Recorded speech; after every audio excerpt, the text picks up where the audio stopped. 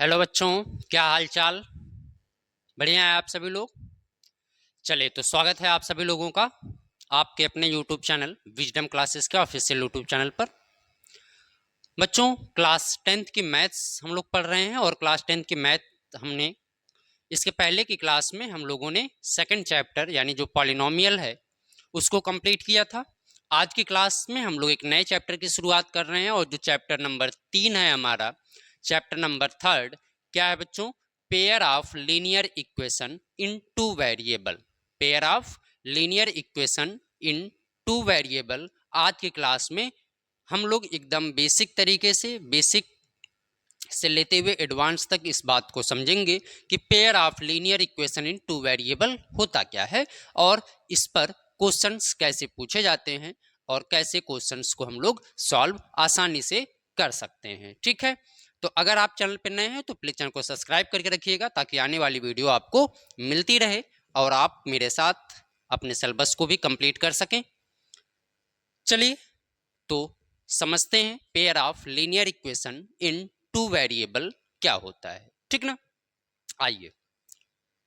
तो बच्चों, आप linear equation in two variable के बारे में पहले से जानते हैं। लीनियर इक्वेशन तो आप जानते ही हैं, ठीक ना। इसके पहले हम लोग पढ़े हैं पॉलिनोमियल में, मैंने आपको बताया था लीनियर पॉलिनोमियल क्या होता है, लीनियर इक्वेशन क्या होता है।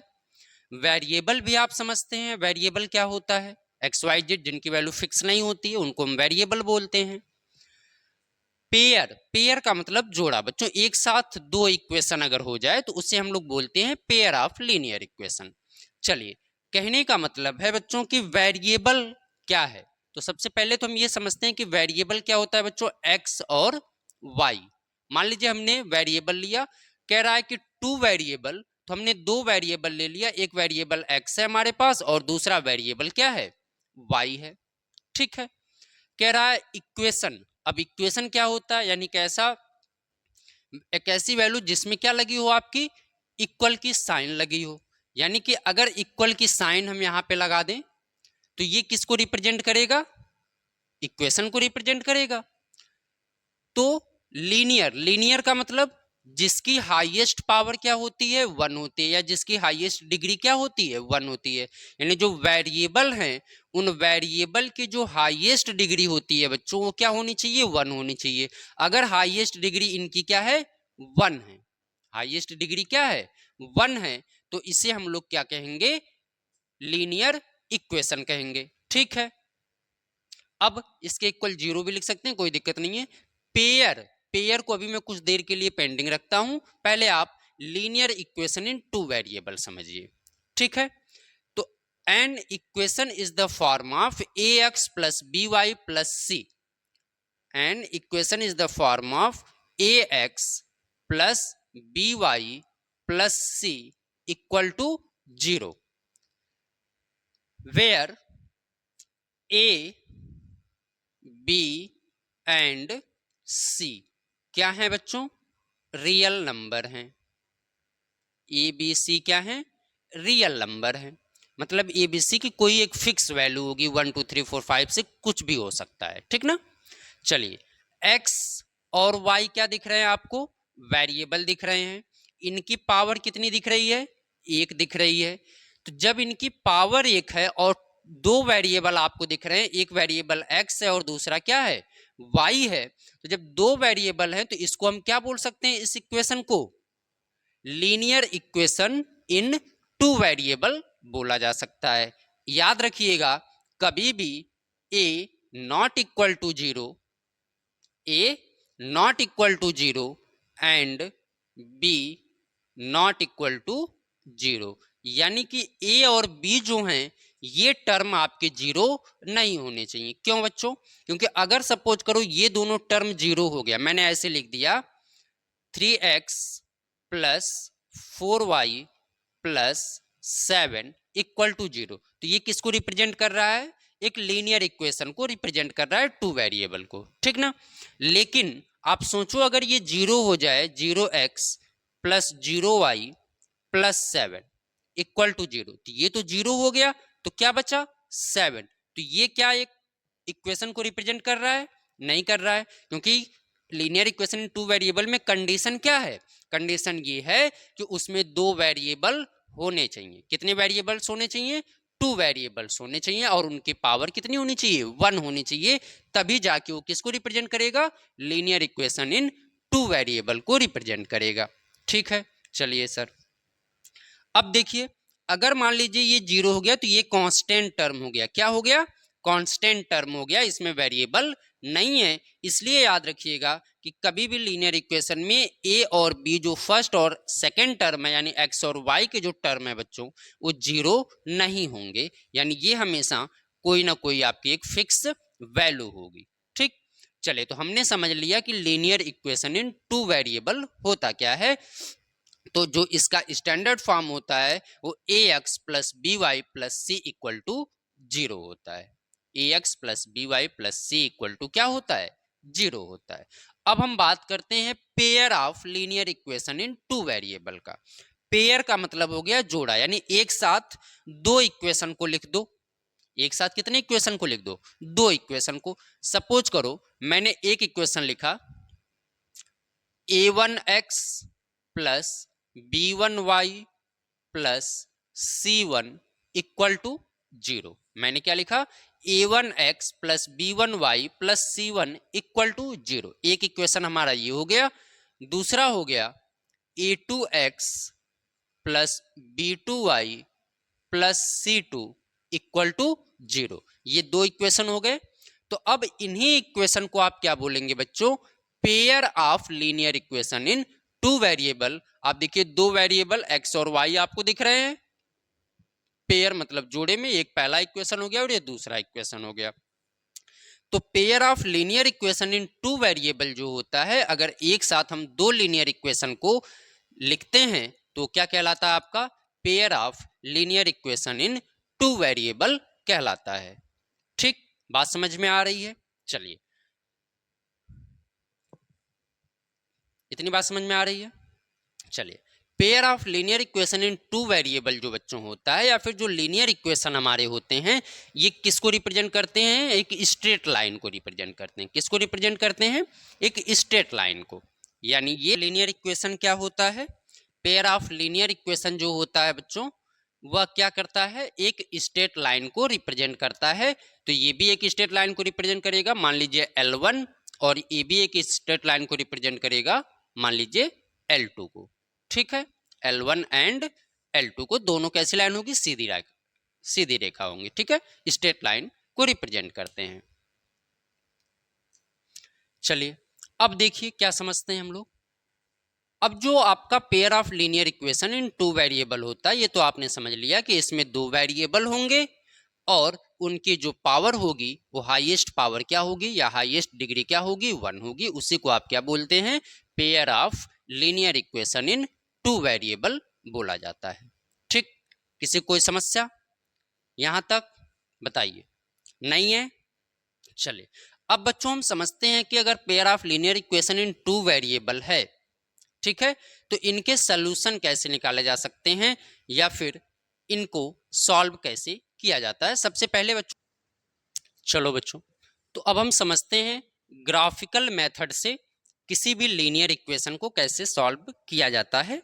ठीक है, तो ग्राफिकल मेथड से लीनियर इक्वेशन को सॉल्व करने का तरीका हम आपको बताने चल रहे हैं, और आप इसको बहुत ध्यान से समझिएगा। ठीक है, बहुत ध्यान से आप समझेंगे तो एक बार में चीजें आपको पूरी तरीके से क्लियर हो जाएंगी। ठीक है, चलिए सपोज कर लेते हैं बच्चों कि हमारे पास दो इक्वेशन है।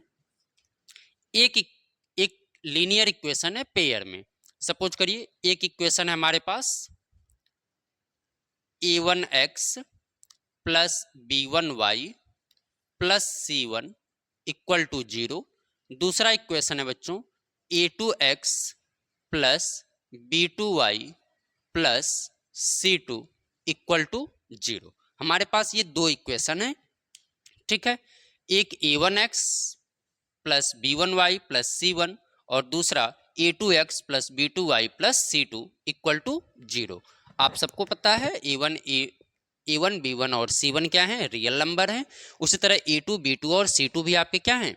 रियल नंबर्स हैं। ठीक ना, जो किसको रिप्रेजेंट कर रहे हैं? एक रियल नंबर को एक कांस्टेंट टर्म को रिप्रेजेंट, यानी कि कांस्टेंट नंबर को रिप्रेजेंट करते हैं जिनकी वैल्यू क्या होती है, फिक्स होती है। चलिए, तो ग्राफिकली मेथड पे अगर हम इनको सॉल्व करना हो तो देखिए, अगर यहां से हम इसको सॉल्व करेंगे तो हमको x और y की दो वैल्यू निकल के आती हैं। कितनी वैल्यू निकल के आती हैं, दो वैल्यू निकल के आती हैं। और जब आप ग्राफ पे इसको रिप्रेजेंट करेंगे तो आप ग्राफ पे जानते हैं बच्चों, देखिए ये x एक्सिस होता है हमारा और ये क्या होता है हमारा y एक्सिस। ठीक है, ये क्या होता है y एक्सिस और ये क्या होता है x एक्सिस। यहां पर क्या होता है हमारा ऑरिजिन 0 0। ठीक है, अब देखिए, अगर हम इन इक्वेशन को सॉल्व करते हैं, जब इस इक्वेशन को सॉल्व करेंगे वैल्यू, तो x और y की दो वैल्यू निकल के आएगी। जब x और y की दो वैल्यू निकल के आएगी, मान लो वैल्यू निकल के आ रही x की 3 और y की 5, और दूसरे इक्वेशन से जो वैल्यू निकल के आ रही है वो मान लीजिए आपकी क्या निकल के आ रही है, 4 और 2 मान लो। चलो, अगर हमने दो वैल्यू सपोज कर लिया, समझने का प्रयास करिएगा। तो देखो यहां पर अगर 1 है, ये 2 है, ये 3 है, ये 4 है और ये 5 है। 1 2 3 4 5। तो अगर 3 और 5 है तो यहां पर आपका 3 है और यहां पर आपका 5 है, मतलब ये x एक्सिस को रिप्रेजेंट करता है और ये y एक्सिस को। ठीक ना, तो अगर x पे हम 3 लेते हैं, y पर 5 लेते हैं बच्चों, तो ये कहीं ऐसे मिलेगा आपका, यहां पर आएगा, मतलब ये हो जाएगा हमारा 3 5। ये दूसरी वैल्यू किसको रिप्रेजेंट कर रही है, 4 और 2 को। मान लीजिए 4 है और ये क्या है, 2 है, तो ये आपका 2 हो गया और ये आपका 4 हो गया और ये आपका 2 हो गया। मतलब ये किसको रिप्रेजेंट कर रहा है, 3 5, और ये किसको रिप्रेजेंट कर रहा है, 4 और 2 को। तो जब आप इसको मिलाओगे तो एक कैसी लाइन बन रही है, ये सीधी लाइन, स्ट्रेट लाइन ड्रा हो जाएगी। अगर दोनों पॉइंट्स को हम क्या करते हैं, एक दूसरे के साथ ज्वाइन करते हैं तो देखिए, हमेशा जो आपका पेयर ऑफ लीनियर इक्वेशन होता है बच्चों, वो हमेशा किसको रिप्रेजेंट करता है, लाइंस को, स्ट्रेट लाइन को क्या करता है, रिप्रेजेंट करता है। किसको रिप्रेजेंट करेगा, ये लाइन को रिप्रेजेंट करेगा। ठीक है, और ये भी। अब देखिए, यहां पर 3 कंडीशन है, हम उन तीनों कंडीशन को पहले एक एक करके समझते हैं। ठीक है, चलिए,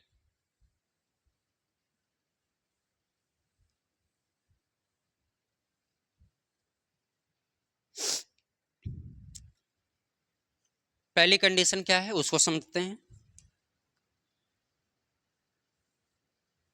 ठीक, देखिए, पहली कंडीशन बच्चों ये है कि सपोज करिए अगर हमारे पास दो लीनियर इक्वेशन है, a1x b1y plus c1 equal to 0, और दूसरा इक्वेशन है a2x plus b2y plus c2 equal to 0। ठीक है, अगर सपोज करिए लाइन L1, इस लाइन को हम क्या मान ले, L1 मान ले। ये लाइन हमारी सपोज करिए क्या है, L1 है, और ये वाली लाइन हमारी क्या है, L2 है। हमने बनाया एक ग्राफ ऐसे x y एक्सिस और एक बनाया x एक्सिस। अब इस पे दो लाइन मान लो बच्चों टच कर रही है। एक लाइन हमारी L1 है और एक लाइन बच्चों हमारी सपोज करो ये L2 है। तो ये क्या कर रही है, एक पॉइंट पे इंटरसेक्ट करे। एक कंडीशन तो हमारी ये हो सकती है। पहले मैं तीनों कंडीशन आपको बताता हूँ, फिर मैं आपको इसको लिख के दिखाता हूँ, समझाता हूँ। ठीक है, तो एक सपोज करिए जो हमारा पहला इक्वेशन है लीनियर इक्वेशन, इससे हमने एक लाइन ड्रा किया L1 और एक लाइन हमने क्या ड्रा किया, L2। ठीक है, दोनों क्या कर रही हैं, एक पॉइंट पे इंटरसेक्ट कर रही हैं। एक कंडीशन तो हमारी ये हो सकती है कि मान लीजिए ऐसे हमने y एक्सिस ड्रा किया, ये x एक्सिस ड्रा किया। ठीक है, दोनों लाइन एक दूसरे के क्या हो जाएं बच्चों, मान लो एक लाइन हमने ये ड्रा कर दिया L1, एक लाइन क्या ड्रा किया L1, और दूसरी लाइन हमने ड्रा किया बच्चों मान लो L2, और जो ठीक इसके ऊपर हो, ऐसे एक दूसरे के ऊपर हो, यानी L1 और L2 दोनों आपको दिख रहे हैं एक दूसरे के ऊपर। चलो, एक तीसरी कंडीशन ऐसे समझो, मान लो ये y है और ये क्या है, x है, ये x एक्सिस और ये y एक्सिस। अब इसमें क्या हो जाए बच्चों कि दोनों line L1 and L2, L1 and L2 दोनों लाइन एक दूसरे के क्या हो जाएं, पैरेलल हो जाएं। दोनों लाइन एक दूसरे के क्या हो जाएं, पैरेलल हो जाएं। तो यहां पर देखिए, अब समझिएगा, अगर एक लाइन पे इंटरसेक्ट कर रही है, सपोज करिए कि लाइन में be intersect at a single point, line may be intersect at a single point. In this case the pair of equation has unique solution. इस कंडीशन में आपका क्या होगा, यूनिक सोल्यूशन होगा, या फिर हम ये कह सकते हैं ओनली वन सोल्यूशन होगा। यदि कोई लाइन किसी भी ग्राफ पे सिर्फ एक बार इंटरसेक्ट कर रही है तो वह क्या होगा, आपका यूनिक सोल्यूशन होगा, या फिर उसे हम लोग क्या बोलेंगे, ओनली वन सोल्यूशन बोलेंगे। ठीक, आ रही बात समझ में। दूसरी कंडीशन हमने क्या हो जाए, अगर लाइन एक दूसरे पर क्या हो जाए, कोइंसिडेंट, यानी कोइंसिडेंट का मतलब एक दूसरे के ऊपर चढ़ी हुई, ऐसे, ठीक है। अगर दोनों एक दूसरे के ऊपर ही हैं, चढ़ी हुई हैं, तो इस कंडीशन में क्या होता है, इनफाइनाइट मेनी सोल्यूशन होता है। इनफाइनाइट मेनी सोल्यूशन यानी कि एक से बहुत ज्यादा सोल्यूशन हो सकता है, मतलब कि एक सोल्यूशन यहां हो सकता है, एक यहां हो सकता है, यहां हो सकता है, तो कई सोल्यूशन इसके हो सकते हैं। तो जब लाइन एक दूसरे के क्या होंगी, कोइंसिडेंट्स होंगी, तो इस कंडीशन में आपका ग्राफ किसको रिप्रेजेंट करेगा, इनफाइनाइट मेनी सोल्यूशन को रिप्रेजेंट करेगा। ठीक है, बात समझ में आ रही है। चलिए तीसरी कंडीशन हमने आपको बताया बच्चों, यदि एक लाइन x है और दूसरी लाइन y है और दोनों लाइन एक दूसरे के क्या हैं, पैरेलल हैं, L1 and L2 lines are parallel, तो इन दिस केस लाइन में भी क्या होगा आपका, parallel. In this case equation have no solution, यानी इस कंडीशन में आपका कोई सोल्यूशन नहीं होगा, मतलब आपका ग्राफ किसी भी सोल्यूशन को रिप्रेजेंट नहीं करेगा, यानी कोई वैल्यू आपकी निकल के नहीं आएगी। ठीक है, समझ लिया आपने, किसी कोई समस्या, चलिए नहीं है। यानी पहला बच्चों हमने आपको क्या बताया, पहले ग्राफ पे आपको हमने क्या बताया, द लाइन में बी इंटरसेक्ट, द लाइन में बी, सपोज करिए यहां पर मैं लिख रहा हूं, the lines may be intersect, the line may be intersects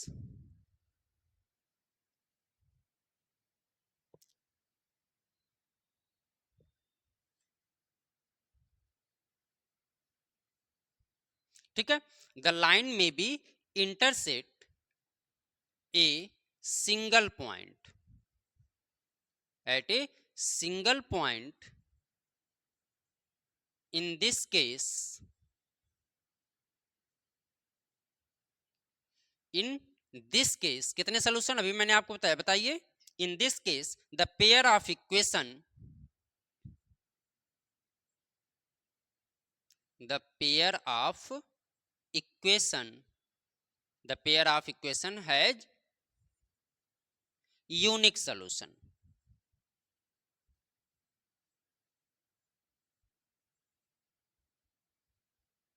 ठीक, या फिर इसी यूनिक सोल्यूशन को बच्चों बोला जाता है ओनली वन सोल्यूशन।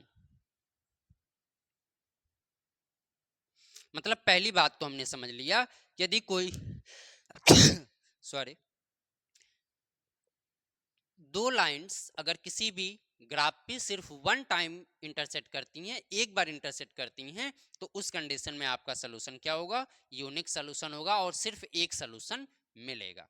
ठीक है, अभी मैं आपको करके दिखाता हूं कैसे ये ग्राफ पे रिप्रेजेंट होता है, कैसे इनको हम लोग शो करते हैं। ठीक है, चलिए, तो पहला आपने समझ लिया कि लाइन अगर इंटरसेक्टिंग है तो दो कंडीशन हो जाएगी, पहली कि यहाँ पे या तो यूनिक सोल्यूशन होगा या फिर ओनली वन सोल्यूशन होगा। दूसरी कंडीशन बच्चों आपको हमने बताया कि यदि लाइंस आपकी क्या हैं, कोइंसिडेंट हैं, यदि लाइन एक दूसरे के क्या है आपकी, कोइंसिडेंट हैं, यानी लाइंस आर कोइंसिडेंट्स,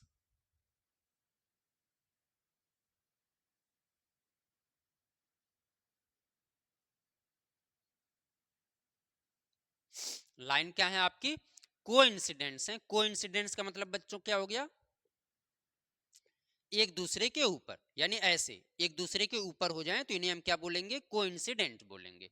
यदि लाइन आपकी कोइंसिडेंट है तो इस कंडीशन में आपका क्या होगा, infinite many solution, infinite many solution. ठीक है, इस कंडीशन में आपका क्या होगा, इनफाइनाइट मेनी सॉल्यूशन होगा। आइए अब समझते हैं तीसरी कंडीशन। हमने आपको बताया यदि लाइंस बच्चों क्या हैं, पैरेलल हैं। लाइन क्या है, पैरेलल लाइन है,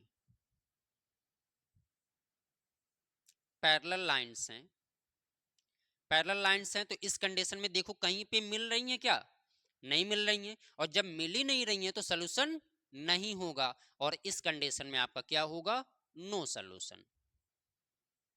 इस कंडीशन में आपका क्या होगा, नो सोल्यूशन। ठीक है, तो आपने तीन बातों को समझ लिया। पहला तो ये कि यदि कोई लाइंस क्या कर रही है, इंटरसेक्ट कर रही है एट ए सिंगल पॉइंट, यदि किसी ग्राफ पे दो लाइंस एक दूसरे को क्या कर रही हैं, एक सिंगल पॉइंट पे कट कर रही हैं, तो क्या होगा, यूनिक सोल्यूशन होगा या फिर ओनली वन सोल्यूशन होगा। दूसरा आपने समझ लिया अगर दो लाइंस क्या हैं, कोइंसिडेंट्स हैं, ठीक है, कोइंसिडेंट लाइन है, तो जब कोइंसिडेंट लाइन होगी तो वो क्या रिप्रेजेंट करेंगे, इनफाइनाइट मेनी सॉल्यूशन को रिप्रेजेंट करेंगे। और जब दो लाइंस एक दूसरे के क्या होंगी, पैरेलल होंगी, तो क्या रिप्रेजेंट करेगा, नो सॉल्यूशन, यानी वहां पर कोई सॉल्यूशन आपका निकल के नहीं आएगा। ठीक है, इतनी बात समझ में आ रही है, किसी कोई समस्या हो तो बताइए, बताइए, किसी कोई समस्या नहीं है। चलिए अगर नहीं है तो हम इसको ग्राफिकल मेथड पे बिना हल किए हम देख के बता सकते हैं कि कौन इंटरसेक्टिंग लाइन है, कौन कोइंसिडेंट लाइन है और कौन सी पैरेलल लाइंस है। बहुत आराम से समझते हैं, ध्यान से समझते हैं, आप देखते रहिए, आपको सारे डाउट्स क्लियर हो जाएंगे। ठीक है, चलिए मिटा दें इसे, चलिए मिटाते हैं, देखिएगा। चलिए देखिए, सपोज करिए मैं एक इक्वेशन लेता हूं, कोई भी इक्वेशन ले लो आप बच्चों। मान लीजिए मैंने एक इक्वेशन लिया, x minus 2y equal to 0। ठीक है, x minus 2y equal to 0 ले लिया। एक दूसरा इक्वेशन ले लीजिए, 3x plus 4y plus 20 equal to 0। ठीक है, x minus 2y equal to 0, और दूसरा हमने लिया 3x plus 4y equal to 0। अगर हम इसको पेयर ऑफ लीनियर इक्वेशन के स्टैंडर्ड फॉर्म यानी जनरल फॉर्म से कंपेयर करेंगे तो आप देखिए, अगर हम इसको ax plus b y plus c equal to 0, ये जनरल फॉर्म होता है लीनियर इक्वेशन का। अगर दो है तो a1 b1 और c1 हो जाएगा। चलिए अगर हम इसके साथ कंपेयर करते हैं, ध्यान से समझना मेरी बात, a1x तो इसके साथ कोफिशिएंट क्या है, 1 है, तो यानी x के साथ a लगा है, तो यानी कि a1 ये किसकी वैल्यू होगी, a1, तो a1 की वैल्यू क्या होगी, 1 होगी। b1 की वैल्यू क्या होगी, -2 होगी। क्या इसमें कांस्टेंट टर्म है, नहीं, तो c1 की वैल्यू क्या होगी, 0 होगी। यानी a1 हो गया, b1 हो गया और c1 हो गया 0, इक्वेशन 1 से। दूसरे इक्वेशन से अगर आप निकालोगे तो a2 की वैल्यू क्या होगी, 3, b2 की वैल्यू मुझे बताओ क्या होगी, 4, और c2 की वैल्यू बताओ 20। यानी कि हमने a1 b1 और c1 फाइंड कर लिया, a2 b2 और c2 फाइंड कर लिया। किसी को अगर कोई समस्या है तो ऐसे समझिए, अगर मान लीजिए कोई भी इक्वेशन हमारे पास है तो उसको आप a1x plus b1y plus c1 equal to 0 के साथ पहले इक्वेशन को आप कंपेयर करिए, उसके बाद a2x plus b2y plus c2 से आप दूसरे इक्वेशन को कंपेयर करिए। ठीक है, अब मैं जो बताने चल रहा हूं बच्चों उसको ध्यान से समझना। देखो a1 upon a2 b1 upon b2, यहां से अगर हम इनके कंपेयर को करें, अगर इनकी वैल्यू को क्या किया जाए, कंपेयर किया जाए, तो तीन कंडीशन यहां पर देखिए, हम इनको कंपेयर करेंगे तो लिखेंगे a1 upon A2 equal to B1 upon B2 equal to C1 upon C2। ये तीनों हैं, तीनों को बराबर कर लो, तीनों के कोफिशिएंट को क्या कर लो, इक्वल कर लो। तो अगर आप यहां पर देखो, तो अगर आप देखो यहां पर ध्यान से, तो आपको ये दिख रहा है कि A1 अपान A2 और अपान equal to B1 upon B2, A1 upon A2 B1 upon B2, क्या ये बराबर है, चेक कर लेते हैं। चलिए, A1 की वैल्यू 1 है और A2 की वैल्यू 3 है, B1 की वैल्यू क्या है, -2 है, और B2 की वैल्यू क्या है, 4 है। यानी अगर हम इनको लिखते हैं बच्चों, तो क्या ये वैल्यू एक दूसरे के इक्वल हैं, नहीं है। तो जब ये इक्वल नहीं है बच्चों, यानी A1 upon A2 not equal to B1 upon B2, इसको याद रखिएगा। A1 upon A2 not equal to B1 upon B2, यदि A1 अपान A2 का रेशियो B1 अपान B2 के रेशियो के इक्वल नहीं है, तो इस कंडीशन में जो आपकी लाइन होगी, वो लाइन कैसी होगी, इंटरसेक्टिंग लाइन होगी। कैसी लाइन होगी बच्चों, इंटरसेक्टिंग लाइन होगी।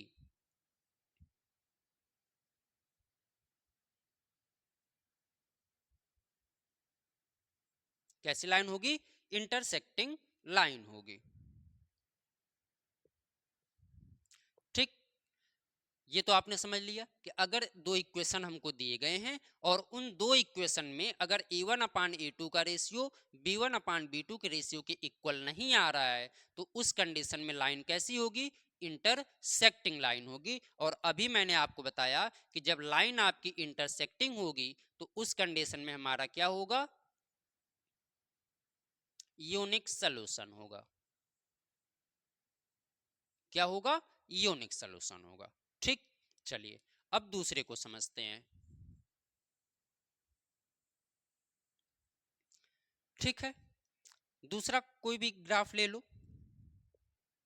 मान लीजिए मैंने लिया 2x प्लस 3y, ये पहला है, समझते रहो ध्यान से। दूसरा इक्वेशन हम लेते हैं, मान लो कोई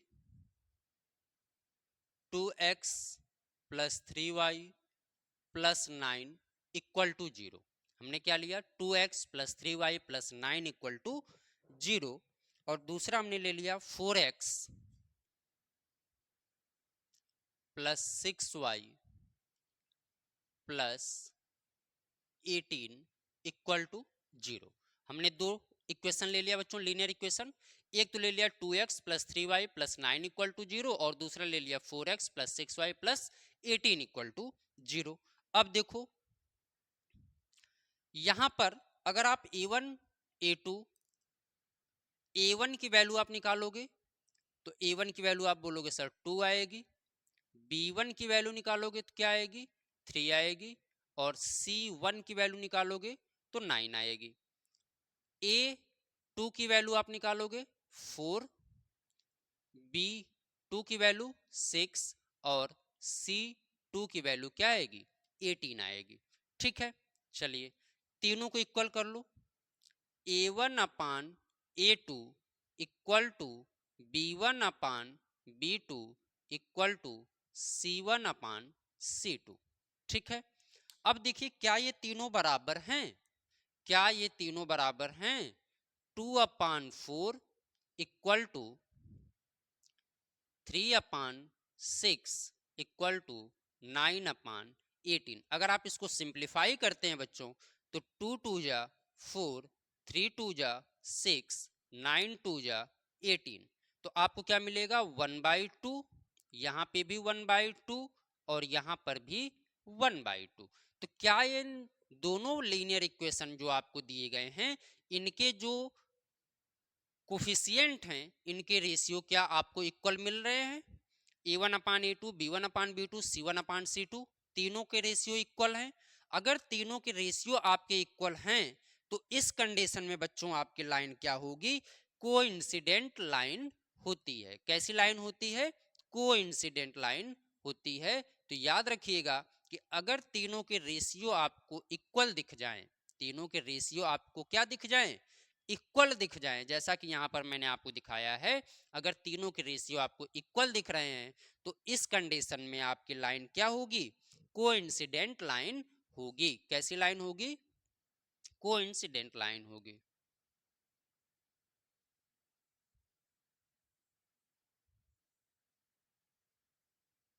कैसी लाइन? कोइंसिडेंट लाइन होगी। ठीक है, और जब कोइंसिडेंट लाइन होगी बच्चों, तो उस कंडीशन में आपको मैंने क्या बताया था, क्या होगा, कितने सोल्यूशन होंगे बताइए जल्दी। Infinite many solution. क्या होगा? इनफाइनाइट मेनी सोल्यूशन होगा। ठीक है,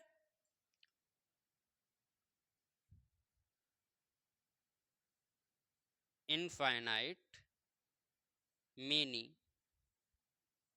सोल्यूशन। ठीक, चलिए समझ लिया।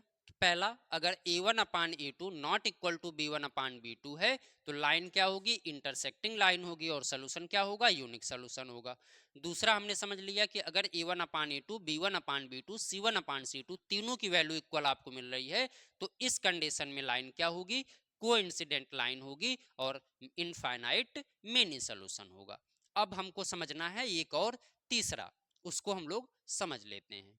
ठीक है, चलिए इधर किनारे दिख रहा है, मैं यहाँ पे नीचे लिख रहा हूं, देखिएगा।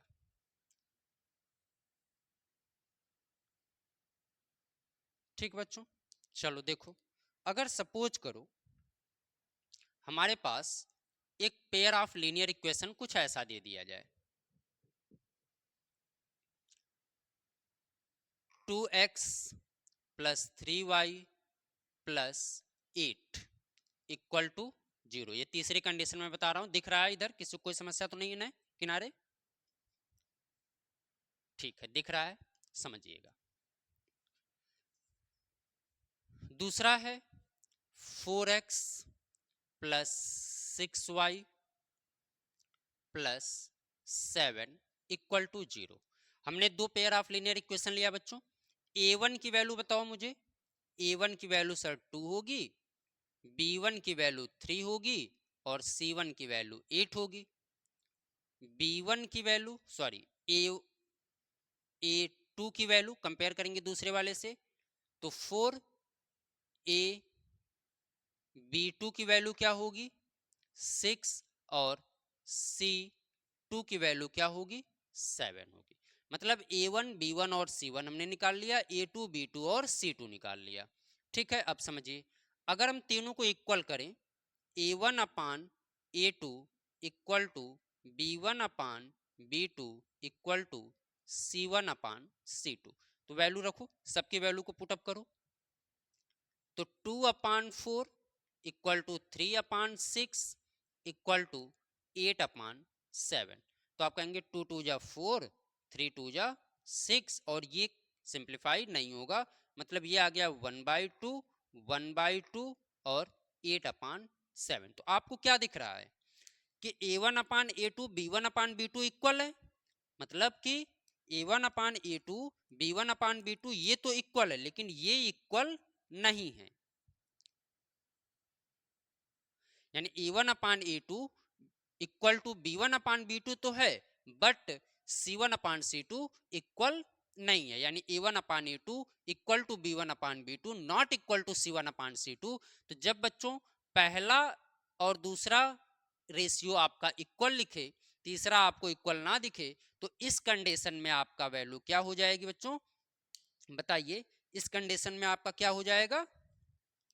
Parallel line. कैसी लाइन होगी? पैरेलल लाइन होगी। कैसी लाइन? तो इस कंडीशन में लाइन क्या होगी? पैरेलल होगी।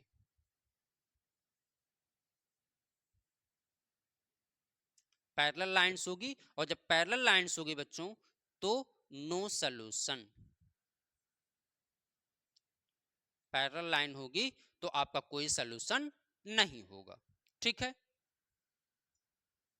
पैरेलल लाइन है तो आपका कोई सॉल्यूशन नहीं होगा। ठीक, चलिए अब बात समझ में आई। पहला तो आपको ये देखना है कि a1/a2 not equal to b1। अगर b1/b2 आपको दिख रहा है क्वेश्चन में या इक्वेशन में, a1/a2 not equal to b1/b2, तो आप देख के बता दीजिए कि लाइन कैसी है? इंटरसेक्टिंग लाइन है और सोल्यूशन क्या होगा बच्चों, यूनिक सोल्यूशन होगा। यदि तीनों के रेशियो आपको बराबर दिख जाए, A1/A2, B1/B2, C1/C2, तीनों के रेशियो आपको इक्वल दिख रहे हैं, तो इस कंडीशन में कोइंसिडेंट लाइन होगी, और कोइंसिडेंट लाइन होगी तो इनफाइनाइट मेनी सोल्यूशन होगा। ठीक है। और तीसरा, यदि A1/A2, B1/B2 इक्वल हो, नॉट इक्वल टू C1/C2 हो, तो इस कंडीशन में लाइन क्या होगी, पैरेलल लाइन होगी, और सोल्यूशन क्या होगा आपका, नो सोल्यूशन होगा। तो ये सब करने के बाद हमको तीन बातें निकल के आ रही हैं। अब उन तीन बातों को समझते हैं कि पहला हमने क्या समझा, दूसरा क्या समझा और तीसरा क्या समझा। ठीक है, मैं मिटा देता हूं, आपने देख लिया कैसे किया गया है। देखिए,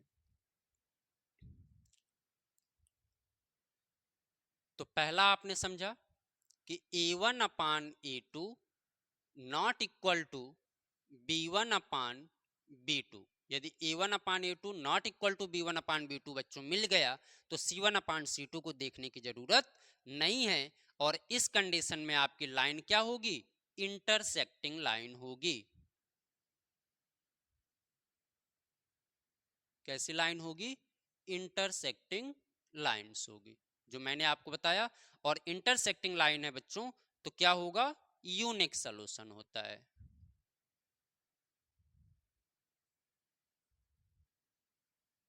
ठीक। दूसरा हमने क्या समझ लिया कि यदि आपका A1/A2 इक्वल टू B1/B2 है, इक्वल टू C1/C2 है, यानी तीनों अगर बराबर हैं, और जब तीनों बराबर हैं तो इस कंडीशन में क्या होता है आपका, बताइए, कोइंसिडेंट लाइन होती है। कैसी लाइन होती है बच्चों, कोइंसिडेंट लाइन होती है।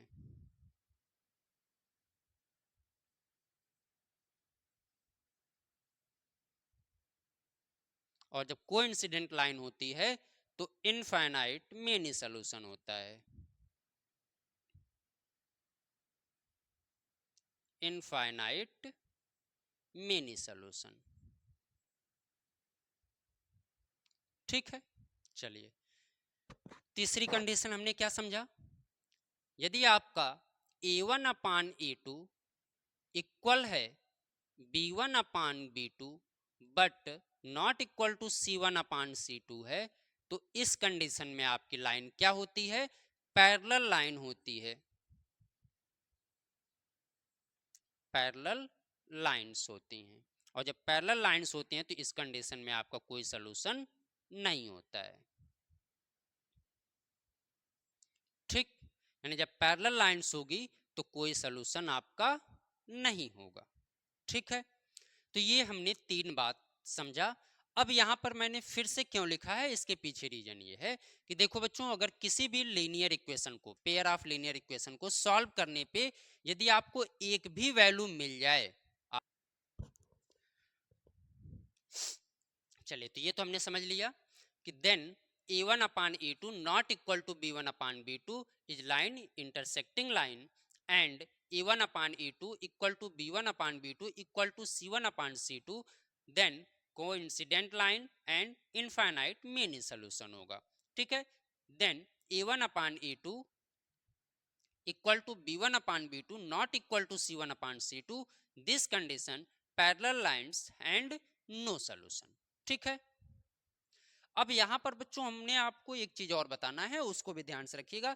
कभी कभी आपसे लीनियर इक्वेशन पूछता है कि लीनियर इक्वेशन आपका कॉन्सिस्टेंट लीनियर इक्वेशन है कि इनकॉन्सिस्टेंट लीनियर इक्वेशन है।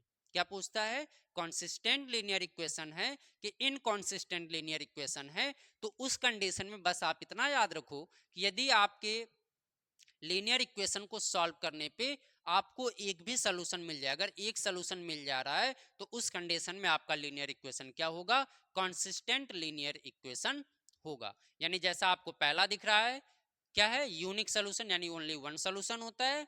इनफाइनाइट मेनी सोल्यूशन, तो यानी एक से अधिक सोल्यूशन है, कोई दिक्कत नहीं, एक सोल्यूशन तो मिल रहा है एटलीस्ट आपको। जब एक सोल्यूशन आपको मिल रहा है तो उसको आप बोलेंगे कॉन्सिस्टेंट सोल्यूशन। ठीक है, और यहां पर आपको कोई सोल्यूशन नहीं मिल रहा है, इसलिए इस वाले को आप क्या बोलेंगे, इनकॉन्सिस्टेंट सोल्यूशन बोलेंगे। मेरी बात समझ में आ गई। ये दोनों क्या है बच्चों, आपके पहले और दूसरे कॉन्सिस्टेंट सॉल्यूशन,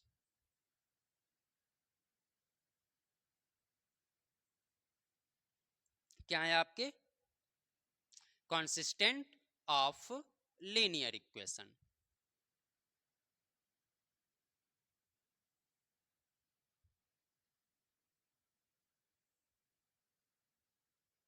ठीक, मतलब यहाँ पे भी एक सोल्यूशन आपको मिल रहा है और यहाँ पर भी। तो जब आपको लीनियर इक्वेशन में अगर एक सोल्यूशन मिल जाए तो उसे आप क्या बोलेंगे, कॉन्सिस्टेंट लीनियर इक्वेशन बोलेंगे। और ये जो आपका तीसरा है जिसमें कोई सोल्यूशन नहीं है, तो इसको आप बोलेंगे इनकॉन्सिस्टेंट सोल्यूशन।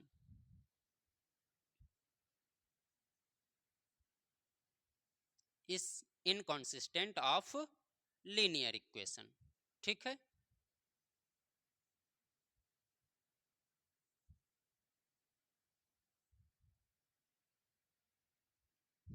ठीक, चलिए, तो इतनी बात समझ में आ रही है, बताइए।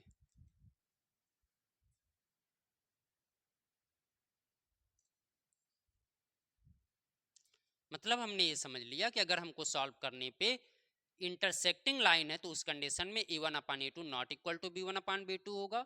कोइंसिडेंट लाइन होगी तो मतलब तीनों का रेशियो इक्वल होगा। और पैरेलल लाइन है पहला दूसरा इक्वल होगा, तीसरा इक्वल नहीं होगा। और जब हमको कम से कम एटलीस्ट वन सोल्यूशन दे रहा है हमारा लीनियर इक्वेशन, तो उस कंडीशन में कॉन्सिस्टेंट ऑफ लीनियर इक्वेशन होगा। और अगर कोई सोल्यूशन हमको नहीं मिल रहा है तो क्या होगा, इनकॉन्सिस्टेंट ऑफ लीनियर इक्वेशन होगा। क्लियर, किसी को कोई समस्या हो तो बताइए, नहीं है तो फिर आगे चला जाए।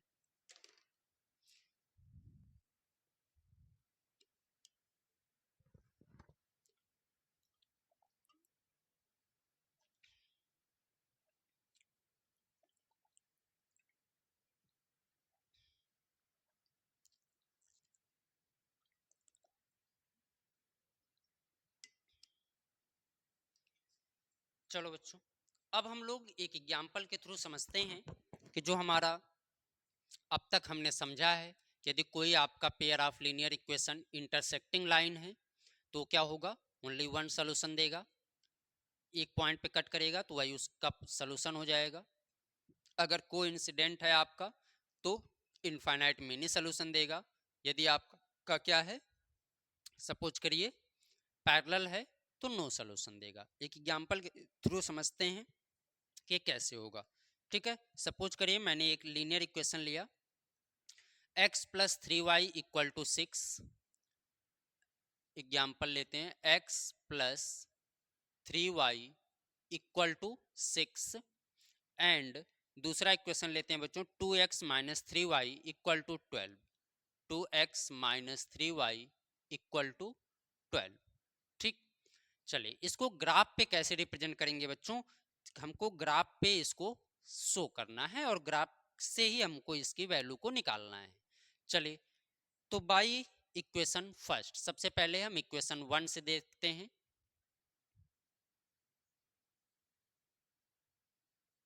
चलो, इक्वेशन क्या है, x plus 3y equal to 6 है। तो आप मुझे बताओ x की वैल्यू क्या मिलेगी आपको, 6 माइनस 3y मिलेगी। यानी कि हमने 3y को उधर भेज दिया तो जाके माइनस हो गया, तो 6 माइनस 3y। चलो आप मुझे बताओ, या फिर आप y की वैल्यू भी निकाल सकते हो, y की वैल्यू निकाल दूं। चलो, तो अगर y की वैल्यू आप निकालते हो तो 3y इक्वल टू 6, ये प्लस है इधर आएगा माइनस हो जाएगा। तो y इक्वल टू क्या मिल गया आपको, 6 माइनस एक्स अपान वाई मिल गया। ठीक है, चलिए सॉरी 6 माइनस एक्स अपान 3 मिल गया। अब क्या करते हैं, x की वैल्यू कुछ लेते हैं। सपोज करें मैंने x की वैल्यू क्या लिया, 1 लिया, या x की वैल्यू 2 ले लो, जो भी आपका मन करे। x की वैल्यू अगर हम 2 लेते हैं बच्चों, तो जब x की वैल्यू को अगर हम यहाँ पे 2 रखते हैं तो y की वैल्यू हमको क्या निकल के आएगी, देखो 6 माइनस 2 अपान 3। 6 में से 2 माइनस करोगे 4 अपान 3, तो आपका आ जाएगा 4/3। क्या आ जाएगा, 4/3। चलिए, अगर आपका क्या आ गया, y equal to 6 minus x upon 3 आ गया, तो चलिए x की वैल्यू को मैं ले लेता हूं पहले 0। तो x की वैल्यू अगर हम 0 लेंगे तो आपका क्या हो जाएगा, y इक्वल टू 6 माइनस 0/3, तो 6/3, 3 2 जा 6, y की वैल्यू क्या आ गई? 2 आ गई। कुछ और वैल्यू रख लेते हैं x की, क्या रख लिया जाए बताइए? x की वैल्यू -3 रख लें। x की वैल्यू अगर हम -3 रखते हैं बच्चों, तो y की वैल्यू देखो 6 माइनस, और ये माइनस है प्लस हो जाएगा, 6 + 3/3, 6 और 3 कितना हो जाएगा? 9/3, 3 3 जा 9। ठीक, चलिए दो वैल्यू बहुत है, ठीक ना। यानी कि हमने x और y, x की वैल्यू अगर हमने 0 पुटअप किया है बच्चों, तो y की वैल्यू हमको क्या निकल के आ रही है? 2। ठीक है, x की वैल्यू हमने -3 लिया है, तो y की वैल्यू क्या निकल के आ रही है? 3 आ रही है। ये इक्वेशन 1 से आ रही है। इक्वेशन 2 से भी निकाल लेते हैं, इक्वेशन सेकंड से। देखिए यहां से अगर हम वैल्यू निकालें, जो हमारा है 2x - 3y = 12, तो 3y = क्या हो जाएगा आपका? 2x - 12, ये इधर आएगा माइनस हो जाएगा, इधर जाएगा प्लस हो जाएगा, तो y = क्या हो गया? 2x - 12/3। ठीक है, यही होगा। चलिए अगर यहाँ पे x की वैल्यू कुछ रखते हैं, मान लीजिए 0 रख दें। x की वैल्यू मैंने 0 रखा, x की वैल्यू क्या रखा? 0, तो y की वैल्यू क्या मिलेगी? 2 × 0 - 12/3। 2 का मल्टीप्लाई करेंगे 0, 0 में से 12 माइनस करेंगे, -12/3, 3 4 जा 12, -4 आ गया। ठीक है, x की वैल्यू कुछ और रख लेते हैं बच्चों, बताइए क्या रख लिया जाए? 3 रख लें। चलो x की वैल्यू अगर हम 3 रखते हैं, तो y की वैल्यू क्या मिल जाएगी? देखिए 2 × 3 -12/3।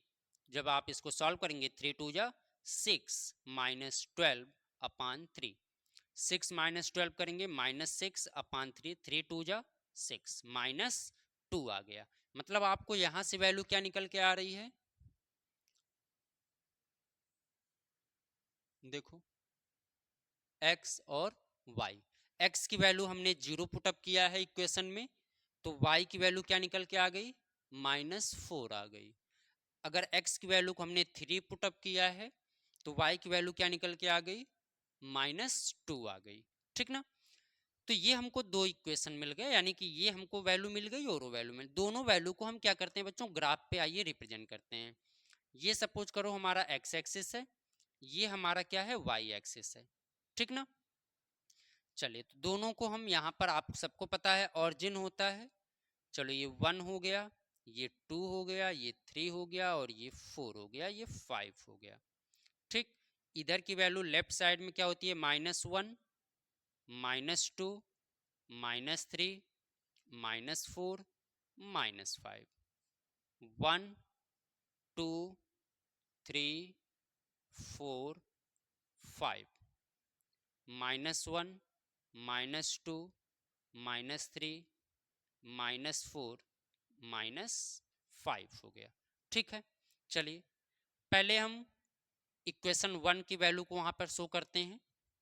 चलिए अगर इक्वेशन 1 की वैल्यू को शो करें, तो x की वैल्यू 0, y की वैल्यू 2, यानी x की वैल्यू तो 0 है और y की वैल्यू 2 है, तो ये कहीं यहां पर आएगा, x की वैल्यू और y की वैल्यू 2, तो 0 और 2 वहीं पर मिलेगा।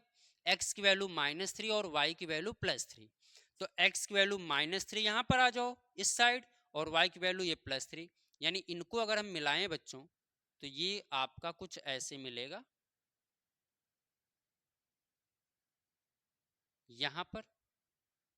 ठीक, अगर एक लाइन आप ऐसे बना दो, एक सीधी लाइन बना दो ऐसे, ठीक, तो इस तरीके से कुछ जाएगी। चलिए दूसरे वाले लाइन को बनाते हैं। x की वैल्यू 0, y की वैल्यू -4, तो x की वैल्यू 0 और y की वैल्यू -4, तो यहां पर कहीं आएगा। x की वैल्यू 0 और y की वैल्यू -4, तो यहां पर आ जाएगा। x की वैल्यू 3, x की वैल्यू +3 है और y की वैल्यू -2 है, तो इसको अगर हम ऐसे मिलाएंगे तो यहाँ पर कहीं आएगा, ठीक ना। अगर इन दोनों को बच्चों मिला दिया जाए, x की वैल्यू 3 और y की वैल्यू -2, तो इनको अगर हम ऐसे मिलाते हैं देखो, तो ये कुछ इस तरीके से जाएगा, ठीक ना,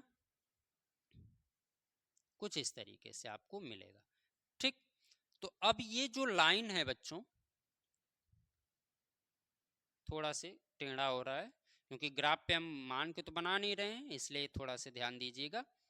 और ये -2, ठीक ना। तो जब इसको आप ऐसे मिलाओगे ये, तो ये ऐसे सीधा जाएगा। अब ये दोनों लाइन जहां पर एक दूसरे को इंटरसेक्ट कर रही हैं, वो पॉइंट आपका क्या हो जाएगा, वो पॉइंट ही आपका क्या होगा, बताइए।